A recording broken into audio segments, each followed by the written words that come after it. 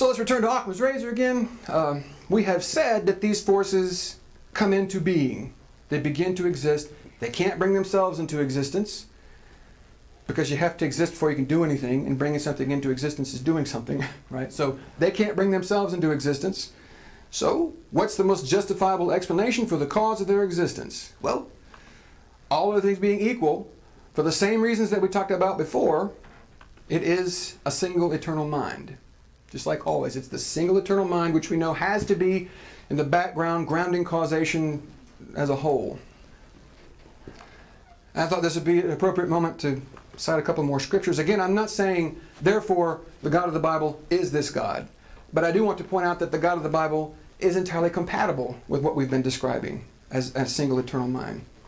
In Colossians we read, "For by him all things were created, both in the heavens and on earth, visible and invisible, whether thrones or dominions or rulers or authorities. All things have been created by him and for him." And Nehemiah says, "You made the heavens, even the highest heavens, and all their starry host, the earth and all that is on it, the seas and all that is in them. You give life to everything, and the multitudes of heaven worship you." So again, this is a conception of God which is entirely compatible with what we get in Scripture. Now, what is conceptually necessary for a single eternal mind? We have posited the necessary existence of this single eternal mind. What does that imply? Is there anything that we can unpack from the concept of an eternal mind? What other qualities can we assign to it? Well, for one thing, if you think about it, this mind has no beginning, right?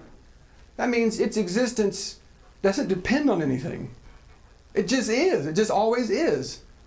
Which means it's unconditioned. It needs no conditions to exist. Its existence is perfect. If it were imperfect, it would need something in order to exist. If it were conditioned, it would need something in order to exist. But we're saying that this thing as a conceptual necessity has no beginning. So it just exists. So this is a quality which it possesses. And what is implied by a perfect mind? A perfect mind is omniscient. Imperfect minds have some knowledge. A perfect mind knows all that can be known. Being eternal and the source of all knowledge, it does not learn, it simply knows. The knowledge possessed by an imperfect, contingent mind is limited and derivative, since its very being, as well as its faculty to know, must ultimately come from the perfect eternal mind. It is omnipotent. Because one posits this uncaused mind as the absolute ultimate cause, one must conceive of it as controlling all of its own actions, since conceptually one is not positing any cause that is logically prior to it. So it's causing all of its own actions. There's nothing beyond it making it do stuff. The perfect mind, therefore, is omnipotent in that it causes all of its own actions. As such, it is the source of all power. For a finite, contingent mind cannot cause all of its own actions. Fundamentally, it does not cause the act of its own coming into being. Right? Nobody here was in charge of bringing yourself into existence. There are certain things that go along with that fact. Thus, all of its power to act, not to be confused with its free will use of that power, is ultimately derived from this perfect mind. All power to act ultimately comes from this mind. It can't come from anywhere else. Conceptually, that's where it comes from. And then lastly, the perfect mind has to be omnibenevolent. Conceptually, the perfect mind must be all good.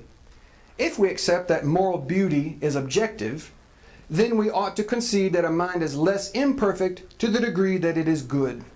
And one must see the perfect mind as one whose actions are all morally beautiful. Even those who do not believe that such a mind actually exists often tacitly concede that absolute moral beauty is implied in the concept of a perfect mind. One simply cannot conceive of a mind that is at once perfect and riddled with vices like cowardice and cruelty. You just can't put those two things together like a circular square. They don't go together. It is this omnibenevolence, of course, that makes such a mind worthy of worship. And I thought it would be fitting to close by pointing out that we have arrived by natural theology at a conclusion which agrees yet again with the biblical concept of God. So this is from the book of Psalms. "For the Lord is good, and his love endures forever. His faithfulness continues through all generations." Thank you. Thank you very much. Thank you all for coming.